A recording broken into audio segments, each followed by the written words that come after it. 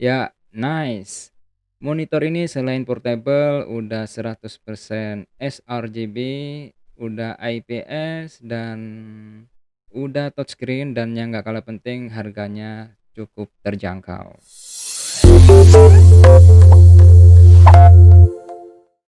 Ya, jumpa lagi di channel Boleh Juga. Bersama saya kali ini ngebahas tentang monitor portable punya saya ini yang kurang lebih hampir 2 tahun menemani saya. Jadi 2 kali saya beli monitor yang sama persis. Yang pertama saya beliin temen di 2021 dan sampai sekarang masih oke dipakai. Kemudian saya beli sendiri buat saya karena kepingin juga ternyata di 2022 bulan Februari. Jadi memang ya beberapa bulan lagi usianya udah 2 tahun menemani keseharian saya. Pernah juga beli buat pekerjaan profesional itu monitor portable touchscreen dari Lenovo ThinkVision, itu harganya 4,5 juta. Nah, nanti aku coba share ya perbedaannya. Nah, ini daftar transaksi ya. Kenapa nggak beli yang Lenovo lagi kan buat pribadinya? Nah, sebenarnya tertarik banget dengan Lenovo ThinkVision ya, karena bener-bener portable banget, minimalis, tapi sayangnya colokannya itu cuman Type-C, nggak ada HDMI-nya. Jadi untuk koneksi ke komputer itu agak agak rempong ya. Nggak semua komputer bisa support display dengan tipe Type-C. Jadi seperti itu alasan saya, sehingga ya ini udah cukup mewakili untuk fungsi dan kebutuhan saya. Dan barangkali kawan-kawan juga berminat bisa langsung cek di kolom deskripsi. Saya lampirkan di situ link pembeliannya. Dan kenapa kok yang bermerek itu lebih cenderung lebih mahal? Pertama, mereka harus menyediakan budget buat garansi. Otomatis markup harganya pun harus dipertimbangkan ya. Yang kedua, mereka punya kantor cabang, punya karyawan. Jadi harga-harga produk yang mereka tawarkan tentunya udah melalui perhitungan sehingga mereka nggak rugi untuk menyediakan pelayanan after sales-nya. Kalau ada pertanyaan, Gan, ini merek apa dan ada garansinya nggak? Ini saya bisa bilang ini tanpa merek ya, tanpa nama. Di kardusnya hanya tertulis portable monitor. Dan tentu aja nggak ada garansinya. Tapi saya cukup berani dan cukup percaya diri beli monitor ini, bahkan udah 2 kali. Ya, menurut pendapat saya produk monitor atau LCD atau televisi dan sejenisnya itu salah satu elektronik yang resiko kerusakannya itu rendah ya. Kalau kita makainya benar, proper ya kan, itu awet. Bahkan udah lewat masa garansi pun masih utuh tuh, masih digunakan dengan baik, berfungsi dengan baik. Jadi menurut saya sih nggak terlalu jadi concern utama untuk garansi. Yang penting kita makainya bener gitu. Kalaupun bergaransi, kalau kita makainya ceroboh, kita juga nggak bisa klaim juga garansinya. Misalnya kebanting, kena air. Nah, itu pun juga klaim garansinya nggak semuanya bisa mengcover itu. Jadi oke lah, garansi nggak ada tapi harganya cukup terjangkau.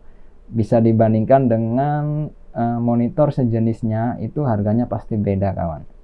Di sini ada 3 ya yang ditawarkan di monitor ini. 3 jenis. Yang pertama itu tanpa baterai, itu di harga sekitar 1,8. Yang kedua touchscreen tanpa baterai, itu di harga sekitar 2,5 juta. Yang ketiga touchscreen plus baterai, itu di harga 3 jutaan.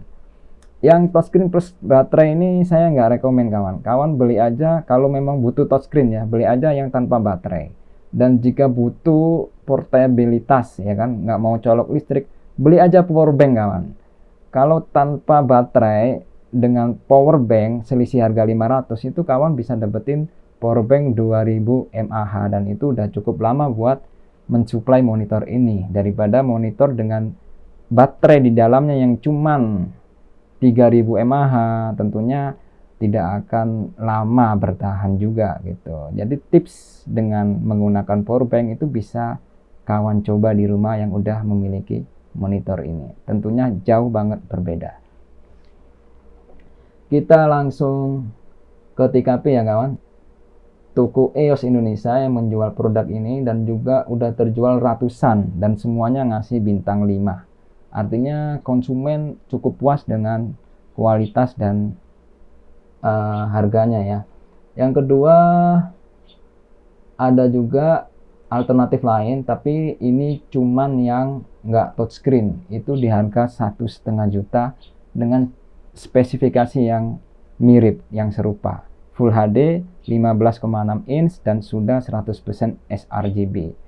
Nah, jadi kalau mau yang nggak touchscreen, saya kasih alternatif terbaiknya dari segi harga dan juga kualitasnya sama.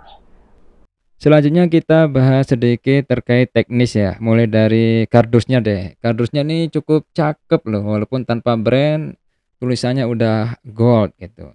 Dibuka, monitornya udah rapi terpasang di casingnya, jadi udah siap pakai, tinggal colok. Untuk adapternya ini memang nggak umum kawan, nggak bisa dicolok di rumah kita, tapi mereka udah pinter nih jualan di Indonesia. Disediain include di kardusnya konverter colokannya, cakep. Kabelnya ada 3 macam ya. Pertama USB ke Type C, ini digunakan ke komputer ya untuk mengaktifkan fitur touchscreen-nya.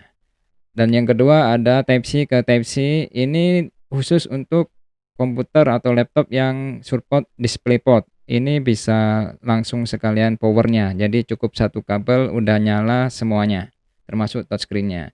Dan ini HDMI ya, untuk yang pengguna HDMI. Dari segi tampilan memang karena udah didesain portable, jadi tipis, minimalis, memang kesannya cakep ya, walaupun harganya miring di kelasnya. Dari colokan ini terlihat kawan banyak alternatif, ini sangat membantu kita dari berbagai skenario ya. Dan gak kalah menarik di sini, casingnya udah terdapat 3 sekat untuk mengatur tingkat kemiringan dari monitor ini. Boleh juga. Nah, terima kasih udah mampir di channel ini. Jika berkenan, subscribe dan like ya buat bantu channel ini. Sampai jumpa di boleh juga selanjutnya.